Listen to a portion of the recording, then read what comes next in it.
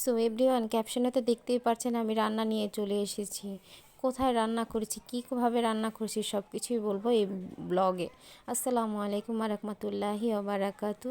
কলিজার ভাই বোনেরা, আমার বড় রাজকন্যা অলরেডি পোলাও দম দিচ্ছে, দেখছেন? এক পাশে মুরগি দম দিচ্ছি, এক পাশে পোলাও দম দিচ্ছি। মুরগিটা অলরেডি আমি তরকারিতে মশলা দিয়ে সব কিছুই কষিয়ে নিয়ে এখন গোশটা ছেড়ে দিচ্ছি। তার লুকটা দেখাতে পারছি না। এখানে বর্তমানে কাচ্চি রান্না করব দেখে গোশগুলো একটু সাইজ মতন বড় বড় করে নিয়েছি। আর এই পাশে পোলাও দমটা দিয়ে দিব। আমি আলাদা করে অ্যাড করে রান্নার পর তারপরে দমটা একসাথে দিই। এখন আমার বড় মেয়ে বলতেছে, আম্মু একটু দাও না, আমি লাড়া দিই। আমি কো আচ্ছা সমস্যা নেই, দাও। ওখানে দাঁড়িয়ে দাঁড়িয়ে কিছুক্ষণ লাড়া দিল। সুন্দর করে ফিনিশিং হয়নি দেখে আমি আবার জাস্ট সুন্দর করে একটু নেড়ে নিচ্ছি। এখন বর্তমানে কয়েক কেজি, 1 কেজি চালে 1.5 কেজি পানি। আমরা বর্তমানে রান্না করব 3 কেজি চালের পোলাও।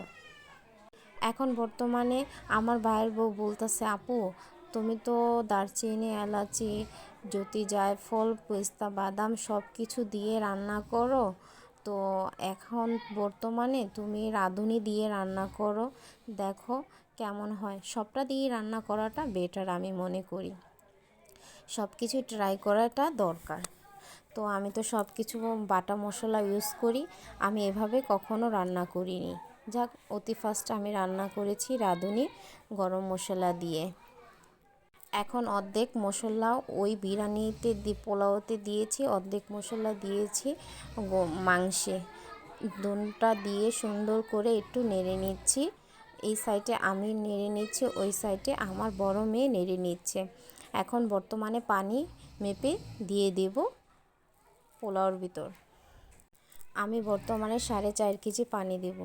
3 কেজি পোলাওর ভিতরে আমি 4.5 কেজি পানি অ্যাড করব। আমার কাছে তো অনেকই ভালো লাগছে। কেন ভালো লাগছে জানেন কলিজার ভাই বোনেরা? আমি মাটির চুলায় পোলাও দম দিচ্ছি।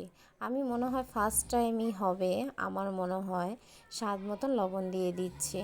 ফার্স্ট টাইম বলতে আমি মাটির চুলায় কখনো এভাবে সুন্দর করে রান্না করিনি।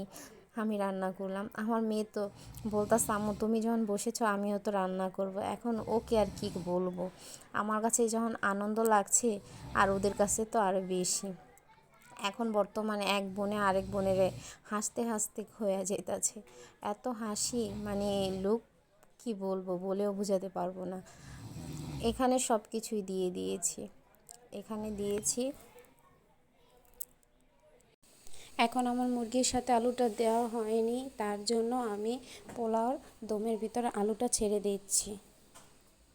পোলাওর দমের পানিটা আমার হয়ে যাবে, আলুটা আমার হয়ে যাবে। তারপর পোলাওর দমের পানিটা বলক আসলেই সাথে সাথে ছেড়ে দেব চাল।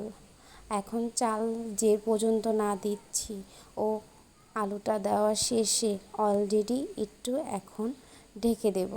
ঢেকে দেওয়া শেষে বলকটা আনার জন্য ধমকা আঁচ দিচ্ছি, যেন বলকটা চলে আসে তাড়াতাড়ি। আর আমার পাশে তো আমার মেয়ে বসিয়ে আছে।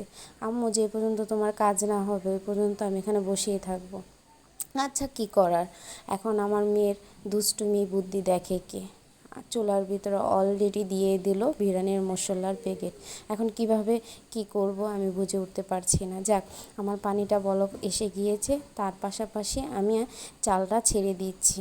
চালটা ছাড়া হয়ে গিয়েছে, এখন সুন্দর একটা বলক চলে এসেছে। বলকের পর অলরেডি আমার পোলাওর দমে সব কিছু হয়ে গিয়েছে, দেখতেই তো পারছেন।